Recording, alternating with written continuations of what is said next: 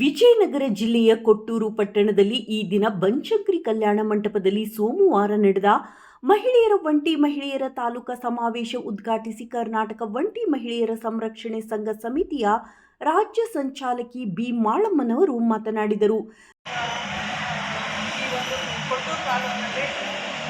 ಕರ್ನಾಟಕ ರಾಜ್ಯ ಒಂಟಿ ಮಹಿಳೆಯರ ಸಂರಕ್ಷಣಾ ಸಂಘ ಬಹಳ ಪ್ರಮುಖವಾಗಿ ಒಂಟಿ ಮಹಿಳೆಯರನ್ನ ಸಮೀಕ್ಷೆ ಮಾಡಬೇಕು ಅಂತ ಹೇಳಿ ಇವತ್ತು ಪುರುಷರಿಗೆ ಅರ್ಧದಷ್ಟು ಮಹಿಳೆಯರಿದ್ದಾರೆ, ಅದರ ಅರ್ಧದಷ್ಟು ಈ ಒಂಟಿ ಮಹಿಳೆಯರಿದ್ದಾರೆ.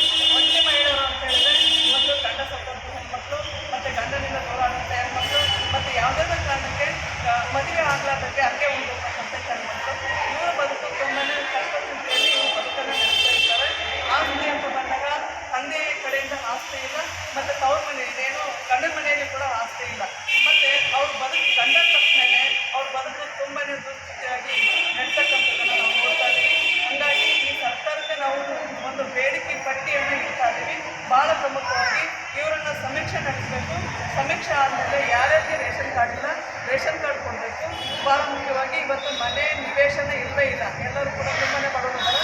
ಅಂಥ ಹೆಣ್ಣುಮಕ್ಕಳಿಗೆ ಮನೆ ನಿವೇಶನ ಕೊಡಬೇಕು.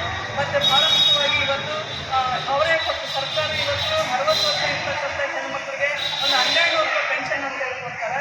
ಹಾಗೇನೆ ಅದರೊಳಗೆ ಇರ್ತಕ್ಕಂಥ ವಿಧವೆ ಹೆಣ್ಣುಮಕ್ಕಳಿಗೆ ಒಂದು 800 ರೂಪಾಯಿ ಪೆನ್ಷನ್ ಅಂತ ಕೊಡ್ತಾರೆ. ಈ ಹೆಣ್ಮಕ್ಳಲ್ಲಿ ತಾರತಮ್ಯ ಮಾಡೋದು ಬೇಡ. ಎಲ್ಲ ಹೆಣ್ಮಕ್ಳಿಗೂ ಕೂಡ ಇವತ್ತು ಒಂದು 6000 ರೂಪಾಯಿ ಪೆನ್ಷನ್ ಕೊಡಬೇಕು. ಅದು ನಾಳೆ 26-27ನೇ ಸಾಲಿನ ರಾಜ್ಯ ಬಜೆಟ್ನಲ್ಲಿ ಈ ಹೆಣ್ಮಕ್ಳ ಪೆನ್ಷನನ್ನು ಅವರು ಇದಕ್ಕಾಗಿ ಸರ್ಕಾರ ಹಣ ಎತ್ತಿಡಬೇಕು. ಆ ನಿಟ್ಟಿನಲ್ಲಿ ಹಣ ಹೆಣ್ಮಕ್ಳಿಗೆ ಪೆನ್ಷನ್ ಸಿಗೋಂಥದ್ದು ಮಾಡಬೇಕು.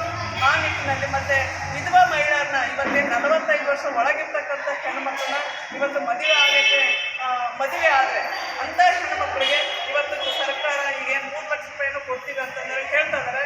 ಆದರೆ ಆ 3 ಲಕ್ಷ ರೂಪಾಯಿ ಕೂಡ ಸಾಕಾಗಲ್ಲ. ಅಂಥ ವಿಧವಾ ಹೆಣ್ಮಕ್ಳು ಮದುವೆ ಆದರೆ ಒಂದು 10 ಲಕ್ಷ ರೂಪಾಯಿ ಹೇಳಿ ಅವರಿಗೆ ಕೊಡೋಂಥದ್ದು ಹಾಕಬೇಕು. ಆ ನಿಟ್ಟಿನಲ್ಲಿ ನಾವು ಸರ್ಕಾರ ಮುಂದೆ ಹೋಗ್ತಾ ಇದ್ದೀವಿ. ನಾಳೆ 24ನೇ ತಾರೀಕು ಹೊಸಪೇಟೆ ಜಿಲ್ಲಾ ನಮ್ಮ DD ಮಹಿಳಾ ಮತ್ತು ಮಕ್ಕಳ ಕಲ್ಯಾಣ ಇಲಾಖೆ ಮುಂದೆ ನಾವು ಧರಣಿ ಮಾಡ್ತಾ ಇದ್ದೀವಿ.